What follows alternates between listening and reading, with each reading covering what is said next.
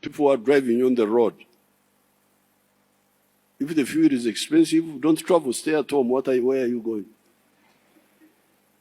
I'm not really worried about you.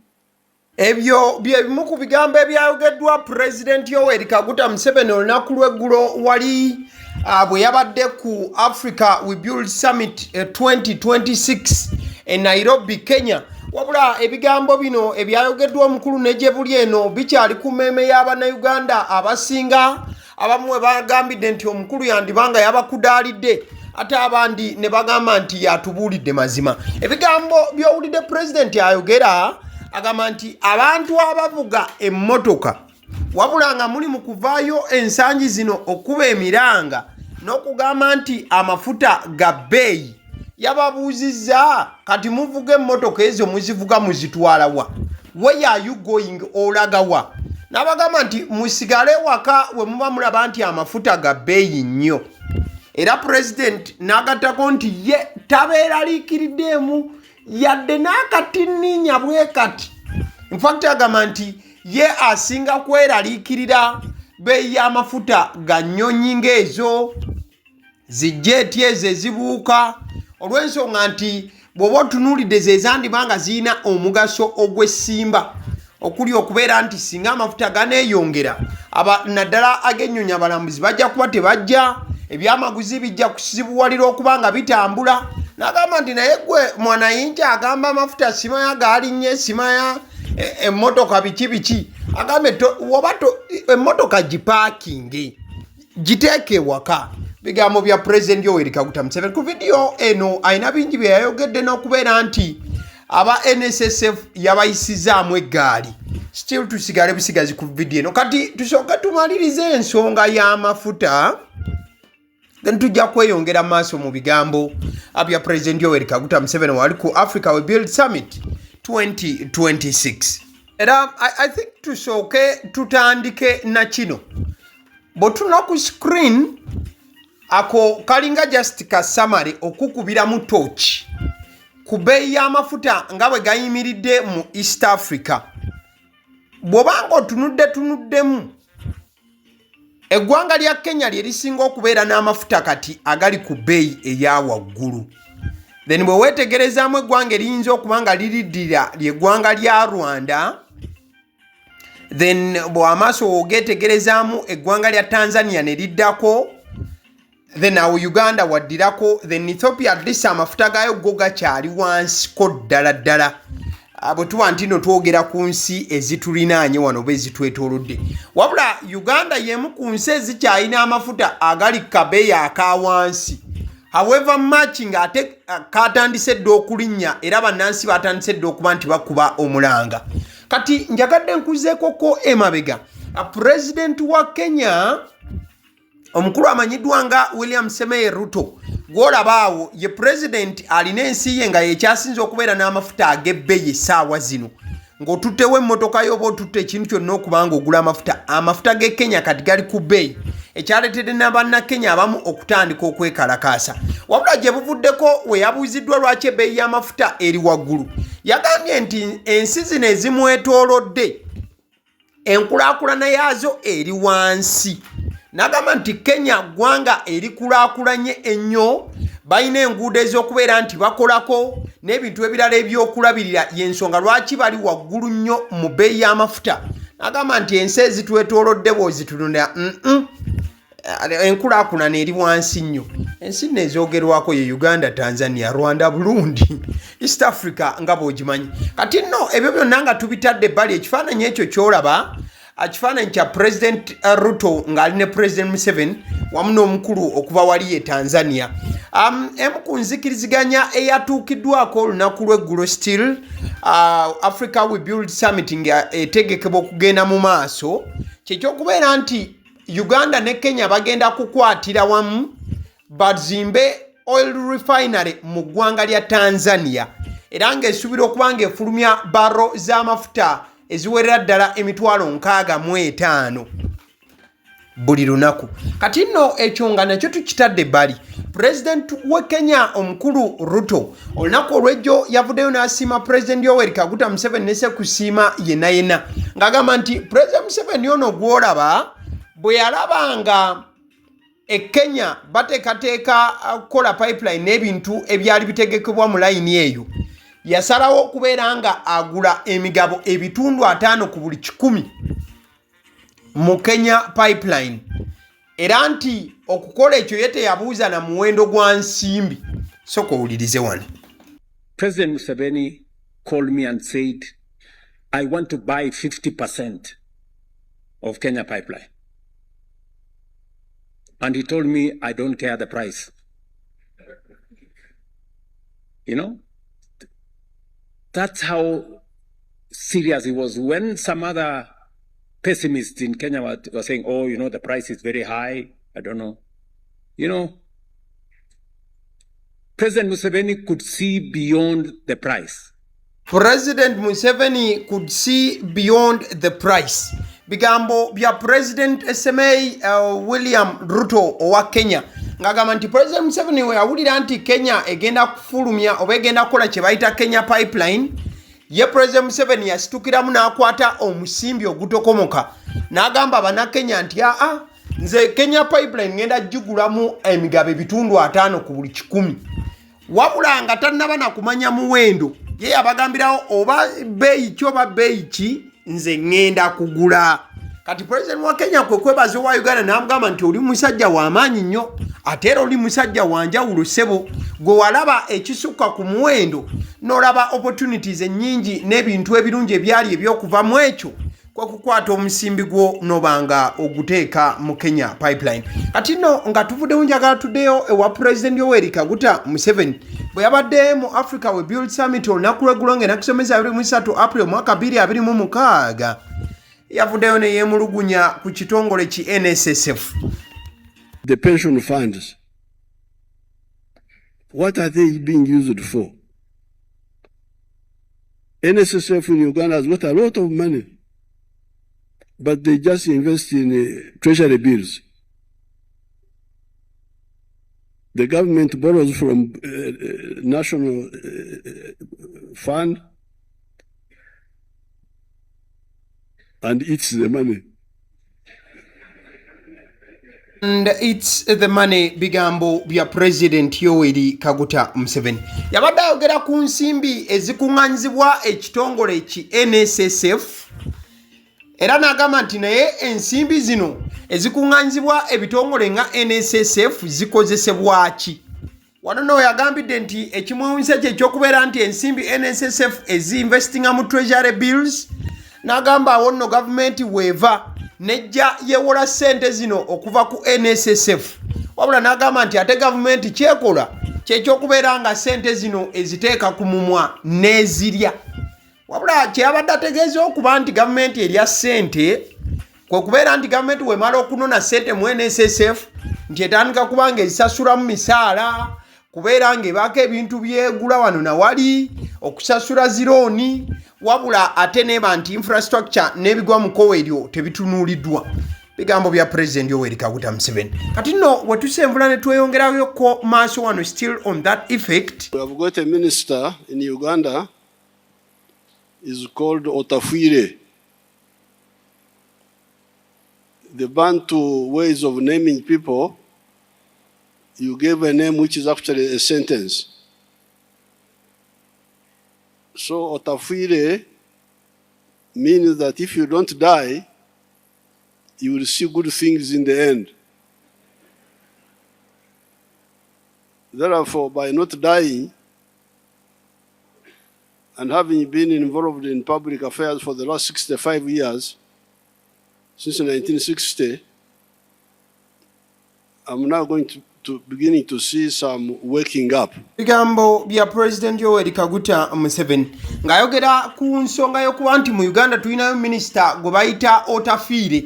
Kati nno n'agamba nti erinnya Otafuire litegeeza nti bw'otaafe ojja kubaako ebirungi by'olaba. Kati nno President Museveni we yagambidde nti emyaka 65 gy'amaliriza nga asaavinga mu gavumenti oba okubeera nti asavinga mu office eri public emyaka 65 gy'amaze kyekiseera ate naye atandika okubaako ebirungi ebyenjawulo byagenda okuba nga alaba n'okulaba nti abantu abamu bazuukuka okukola nga bwe balina okuba nga bakola. Mu kadde ke kamu akatambi kano nga bw'oli mukalaba ku screen yabagambye nti ensonga lwaki yatudde nga ayogera gye bali lwa nsonga yabadde akedde kuba nga akola push-ups oba mweze muyita press up oba push-up. Kati mbu yamaze okukola press up zino n'abeera ng'omugongo gwekaaseemu y'ensonga lwaki yatudde ng'ayogerako gye bali. I'm glad you have allowed me to speak when I'm seated here, because in doing my push-ups,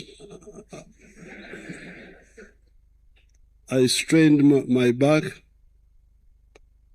and I really want to talk to you comfortably, not in a hurry. Bino byonna byayogeddwa President Yoweri Kaguta Museveni olunaku olw'eggulo ng'ennaku z'omwezi 23 omwezi guno gwennyini ogwa April omwaka 2026.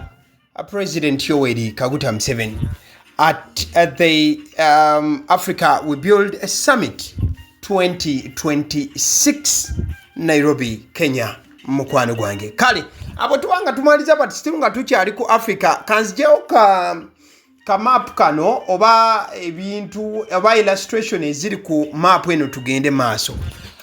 Waliwo alipoota eyafulumye ku mutimbagano eyogera ku nsi mu Africa abantu ze bandyetanidde oba abalambuzi ze bandyetanidde okuba nga bajjamu ne percentage yazo.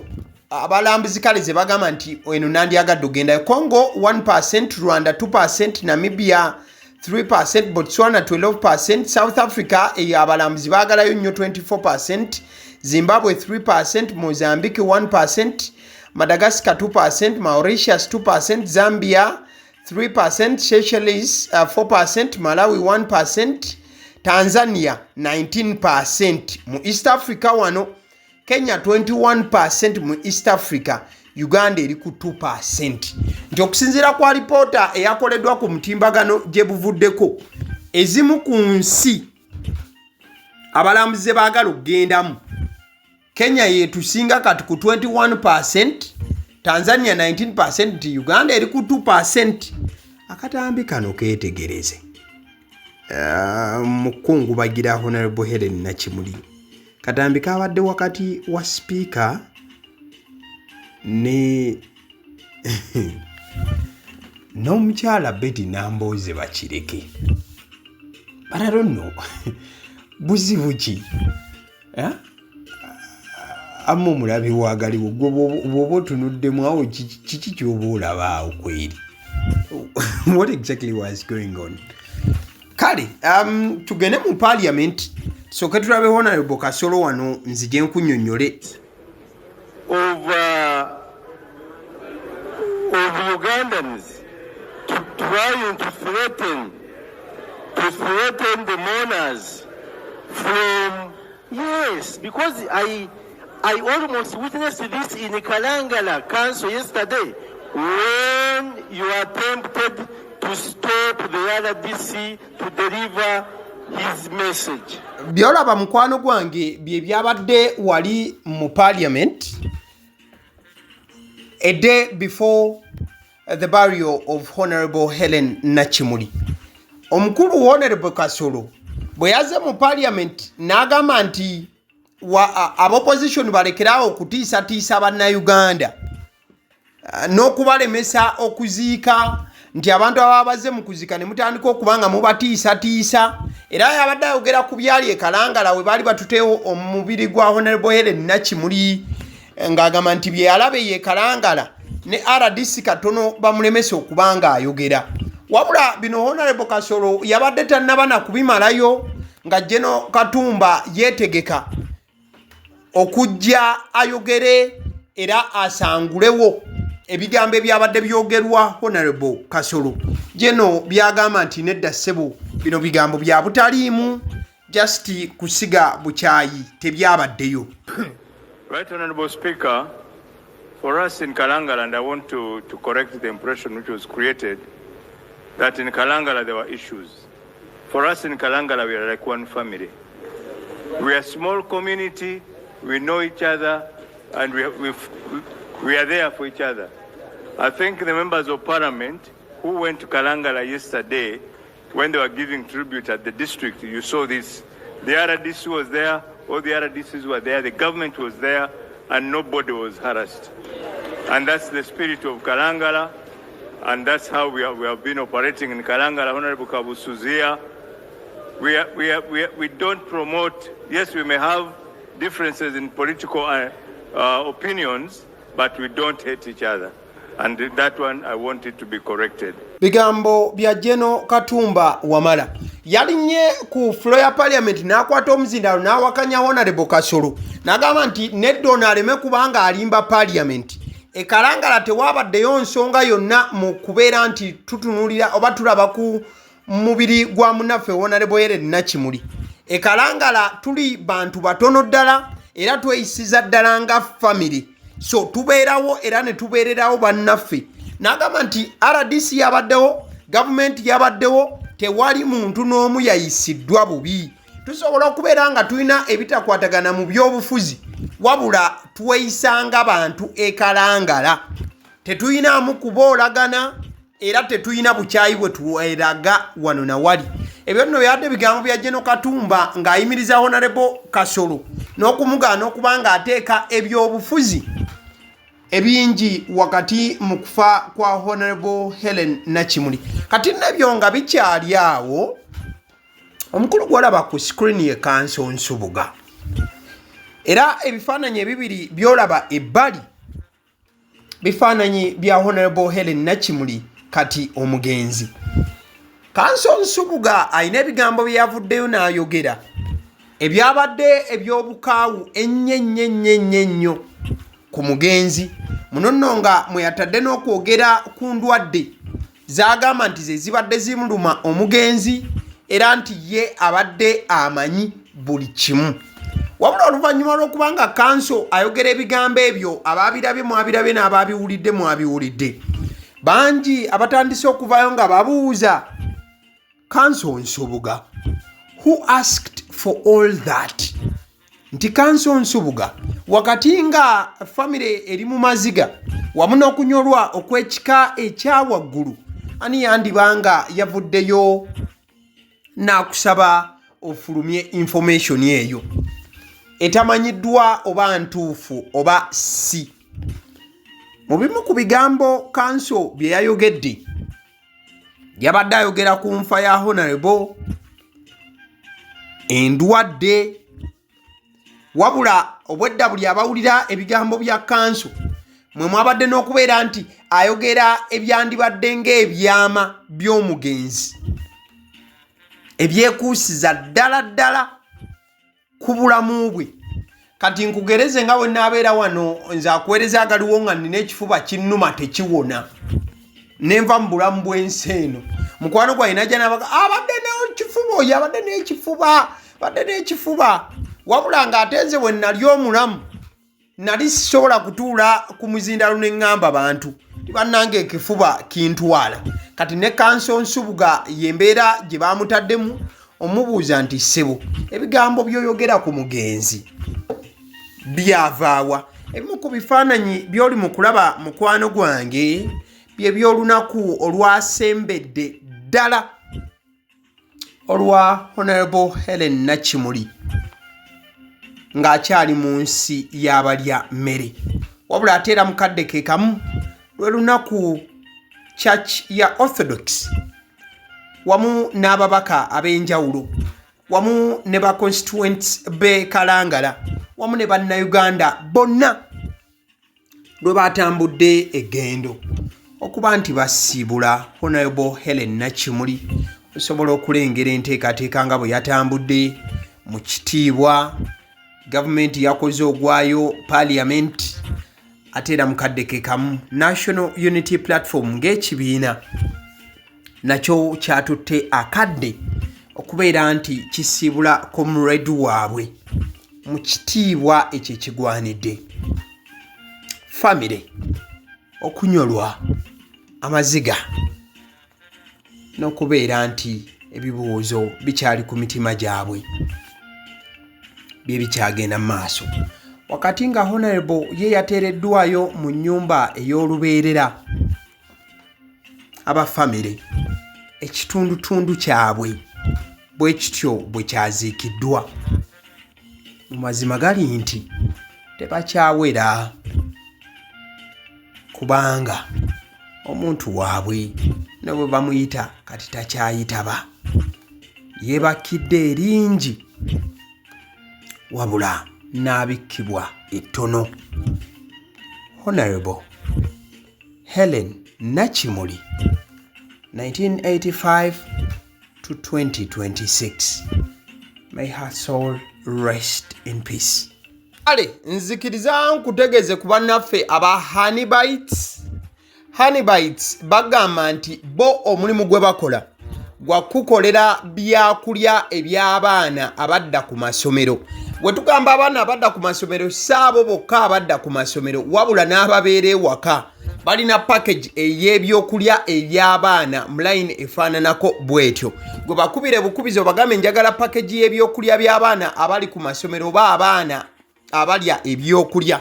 Balina ebyokulya yogera ku daddies, yogera ku binyeebwa, amawogola, yogera ku bagiya, yogera ku cupcakes, yogera ku donuts. Osobola okubafuna ku 0709 78 75 08 ate era mukadde ke kamu bw'oba oyagala ku pizza size yonna era namba y'emu ate era mukadde ke kamu bakola ne cake eza buli mukolo babayita aba Honeybites. Njagala n'okutegeeza ku bannaffe aba Alson Painters UG bano basiizi ba langi era nga balina obukugu mu kusiiga langi era bamanyi ne langi ki egenda ku kizimbe kyo era mu ruumu ki. Tebasobola kuddira langi yandigenze mu kisenge ate ne bagisiiga mu ddiiro ey'omu dining ne bagisiiga mu kinaabiro nedda. Alson Painters UG omulimu gw'okusiiga langi bagukugukira ddala basiiga ebizimbe okuviira ddala ku ruumu emu paka ku makalina n'amakalina gwe bakubira ebukubizo bagambe nti Alson Painters UG namaliriza okuzimba ekizimbe kyange. In fact ne bw'oba olina ekizimbe nga kikadde nga olaba langi yaakyo efaanana si bulungi, Alson Painters UG bazze kugonjoola ensonga eno. Bakubire ku 0705 1936 be bannaffe aba Alson Painters UG. Aba Sedi Omusunsuzi lyerinnya eryange yenze aba Sedi Omusunsuzi yenze atuula emabega w'omuzindaalo buli lunaku era ly'eddoboozi ly'owuliriza ku mukutu guno aba Sedi Omusunsuzi ly'eddoboozi eryo era ng'omukutu kwoli gwe guno ogwagaliwo. Nagamba nti information yonna gy'olaba ku channel eno tetugattamu kintu kyonna ate tewali kye tutoolamu. Information nga bw'eba eyingiddewo ffe bwe tugikwata ne tugikuwa kati gwe omulabi n'osalawo ki eky'okukozesa information eyo. Kati kyogenda okukola mukwano gwange bw'oba omaliriza okulaba vidiyo eno likinga commentinga ki ky'olowooza mukadde ke kamu subscribinga bw'oba nga omukutu guno oli mupya ate era mukadde ke kamu sharingira mikwano gyo girabe vidiyo eno ate ne videos endala ku mukutu guno. Agaliwo YouTube channel mwebale kutulaba.